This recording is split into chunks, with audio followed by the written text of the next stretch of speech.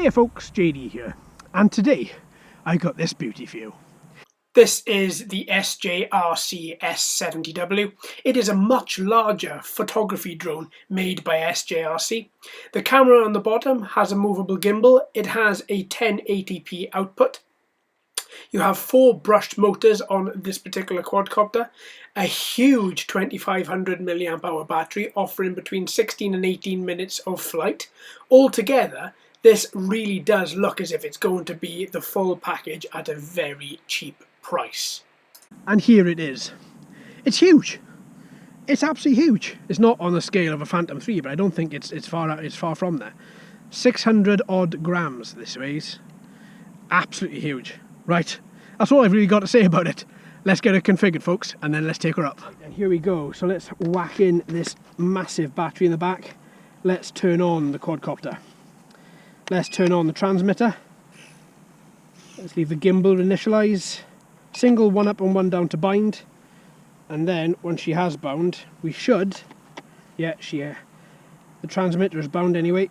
Let's connect her to our Wi-Fi. She's the only broadcasting Wi-Fi network out here. So let's connect her to that. Then let's open up the SJRC app. And then we've got to do the GPS dance. So where is that SJRC app? It's around here somewhere, but I've got so many apps in here. There we are, SJRC. Actually, what I'm going to do is swap this out for my... I'm going to swap this out for my tablet.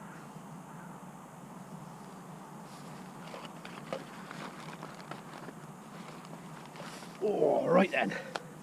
So here we go. So let's connect. Oh, let's connect to that open Wi-Fi network then. And let's see exactly how we go from here. So let's do Wi-Fi. You folks wanted a real world test of this. Now, some of you would notice that a few weeks ago I did test this out in the. I was quite sneaky, didn't let anyone know. I just kind of came up with it. One person noticed, one person said something. Right, let's change this for the S70, 1080p GPS. Perfect.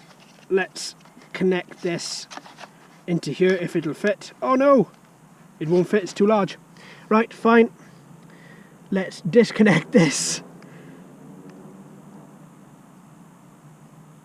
Let's forget that network. Right, fine. Let's connect. Let's go back to my iPhone. Sorry about this, folks. I thought that would be a really good real-world test, but unfortunately, doesn't seem to be the case. Right, fine. Let's open up the SJRC app again. Let's connect it into there. Doesn't feel very secure in there. Again, select the 1080p GPS version. Click on Controls. Now we should have... Okay, so now it's asking me to calibrate the aircraft. Pick up the aircraft and then turn it horizontally until the red and blue lights are always on the rear. Hold down the thing. Okay, that's one done. Let's get the second one calibrated. So this is the standard GPS dance. Place the drone in a horizontal surface and wait for the drone gyros to calibrate. There we are, we're done. We're calibrated. Just going to give it a little while now just so that it can find all the available satellites that it needs to. Compass calibration okay. Perfect. So with this, I'm going to start some video recording. I've got my SD card in the back there. I'm screen recording as well. Right then, folks, let's take her up.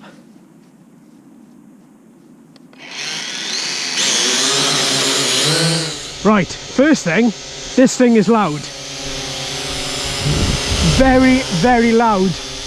As we've got him here, let's move this gimbal a bit and let's see. Yeah, gimbal moves. As I'm moving it down, you can see I'm having to walk towards the camera there, and then if I flick it back, it comes back up. Lovely. Okay, we'll try that a little bit further out as well. Now, I think to begin with, she's probably in beginner mode. So what I'm going to do is I'm going to turn that off. So beginner mode is off. Let's just make up some altitudes and stuff there. I don't want the geofence automatically kicking in and bringing her back Wow, she's loud. Those white LEDs on the front and blue on the back are so bright. You can quite literally see. Oh God, she's loud. As she's getting further away, she's still shouting. Wow, she does an half turn with some pace, mind you. The analog sticks feel really responsive. They really do. Round she comes again, circling me and then back over. Now, we're going out at 41 meters. Let's bring her back, 48. Right, let's stop her there. Good air braking. Right, let's turn her up a little bit. Keep her going, keep her going, keep her going. Height, let's take her up to, there we are, 12 foot. Let's alter this gimbal. Perfect. Good. She's a little bit, she's moving around a bit up there, but she is up there at 10 meters. And then let's kick her forward, and she just comes. No problem there whatsoever. Right, let's bring her around in front of me here. Now, as anybody who's seen my other SJRC reviews, you will know that the one thing that has plagued the SJRC for me has been follow me. As soon as I click it into follow me, she just normally does this huge arc, massive circle. What's going to happen this time? Let's click follow me. GPS phone signal too weak. Wait a minute, or change to another place. Right, it's inaccurate, unfortunately. So follow me can't work there. Let's turn her around a bit. Let's try here.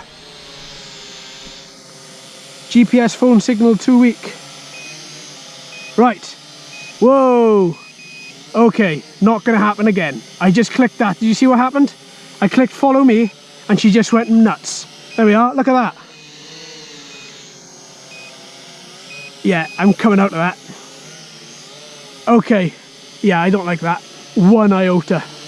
It said it was inaccurate. It was very inaccurate. Now, whether that's down to where I fly, I don't know. But, yeah, I really wasn't happy with that. But that's the same as all the other SJRC models that I've tested. None of them have been any good at that whatsoever. So that doesn't really bother me one bit, if I'm honest with you, because in a real world application, even with my Spark, I've not used follow me. You know, I've never had an open road or a safe enough a place where I can just send her up and think, yeah, do you know what? Let's get her going. Right, let's increase the speed using this dial on the right. Oh, I like that.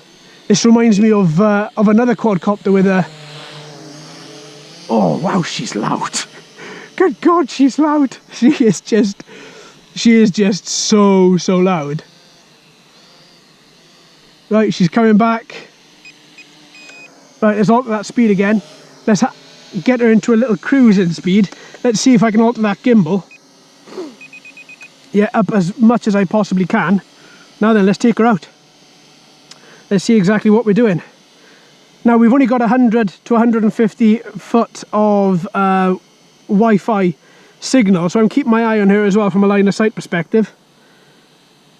We're up at 66, 69, 72 meters, 78, 81,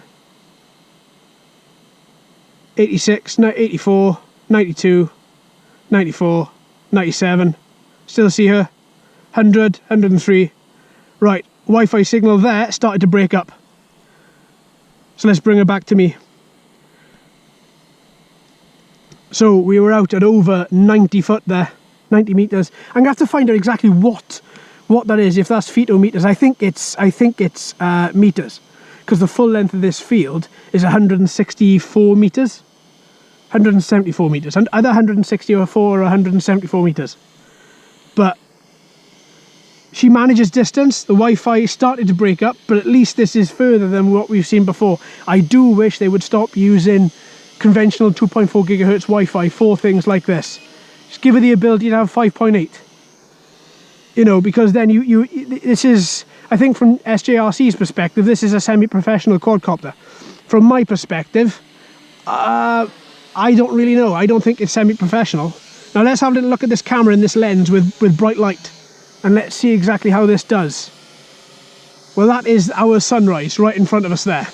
And what I can see from this FPV screen in front of me is that it looks like it is really, yeah, it's not great. But the actual footage may be different. So let's turn her around quickly and bring her back. She does react really well on the transmitter. Really well, ridiculously well.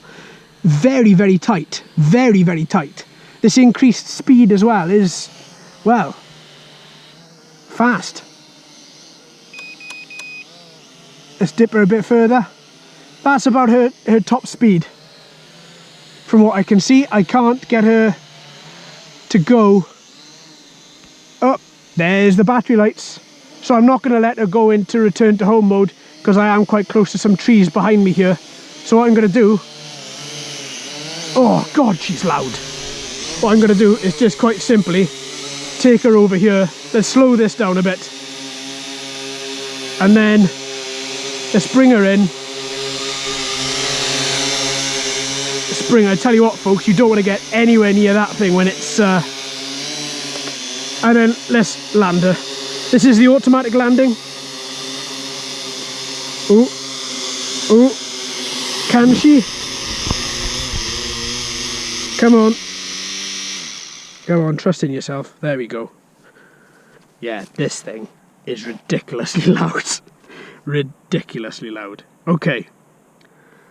So we'll have to see what that camera is like from a video perspective and see exactly how well that works.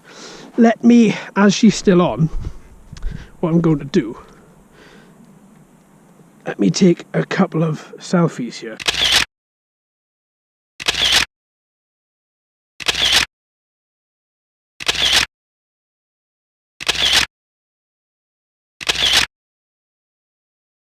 Okay, so why am I doing this video recording back in the house? Well, my SD card filled up and didn't record the end of this of the film. So I've had to do this from here. Going back to the SJRC S70W, let's look at the flight perspective. Let's start off with the positive and end with the negatives like we always do. Flight, really good.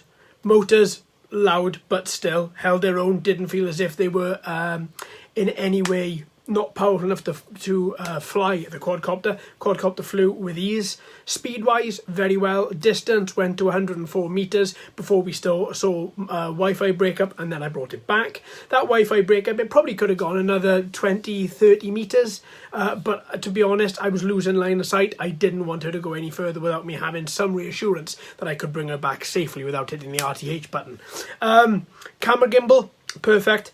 Camera, not too bad actually. The video is alright as long as you're in a low light situation. Same as the photos. The photos are alright as long as they're in low light situations. High light situations, you're not going to see that much at all. It's just a total blackout. Battery life, that was brilliant. That was very good. We didn't get the 15 minutes of flight, but we came close. I think the ending was about 12 minutes, if memory serves. So that's okay. That's not too bad. With a couple more charges, we're going to increase that battery life a little bit, and hopefully we should get a lot more out of her. Now, the negative side. Let's look at, follow me. So SJRC S20, S30, S70, no follow me functions on any of those three did work. The DJI Spark, the Hubsons, my DJI Mavic Air, all of those, and I think there's about 5 or 6 of those, including my H502E, H502S, my H5 or whatever, the star, the yellow thing that was controlled by the smartphone. All of those follow me functions worked beautifully. It worked really well. I didn't have any issues. But I've had issues with SJRC. Now, either that's because they're running on a different frequency, they're using different boards, or there's something in that field, magnetic interference, or something which these set of quadcopters aren't liking. Now, this field I fly in because it's a nice neutral point. It's a big field. We've got a lot of different ways to fly. It's safe. I'm on my own. There's lots of different reasons, a lot more as well. But I do find it very strange that these three, all by the same company, the follow me functions don't work. So I'm going to be taking this out again soon. I'm going to be trying it again. Again, I'm going to try the follow me function and see what happens then. See if it is. I'm going to calibrate it again as well. I'm going to reset the gyro, reset the GPS compass. I'm going to calibrate the compass, and I'm going to calibrate that gyro once again from default and see exactly what we end up in. That bit does perplex me quite a bit. I do have a magnetic reader as well, which I'm going to be taking down to me and getting some readings from that and seeing exactly if there are certain areas inside that field where there is a very high level of magnetic interference. Again, we're going to have to wait to find out exactly what's going on with this. But overall, so far from the first flight, discounting follow me, because that's just a gimmick that nor myself or anybody that I've actually spoken to in the drone community uses on a regular basis. They may use it if they have a skateboard, and they may just test it out and go, that's fine. But who can honestly put their hand up in the air and say follow me is used every single time they fly? I honestly don't think there is anybody out there. So I'm going to be taking follow me aside. That's more of a gimmicky feature. That's not its main set of features. Its main set of features are really excellent. There is one point, and I do recommend this copter, but there is one point that really niggles. Why use brushed motors? Brushless motors are not expensive. The price of this, I would have happily paid an extra 20-30 quid for this if it meant it came with brushless motors as well.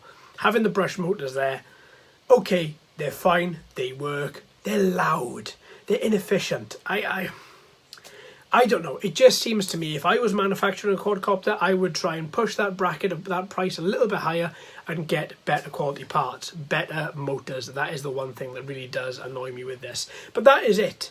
Other than that, I'm very happy with it. I'm extremely happy with it, and so much so I'm actually going to take it out tomorrow and fly it again. So there we are, folks. Hope you've enjoyed. Thank you ever so much for watching and listening. I've been JD. You've been fantastic as always. If you haven't already, please like and subscribe. Hello and welcome to all the new subscribers. I hope you're enjoying the channel. So until next time, my friends, happy flying.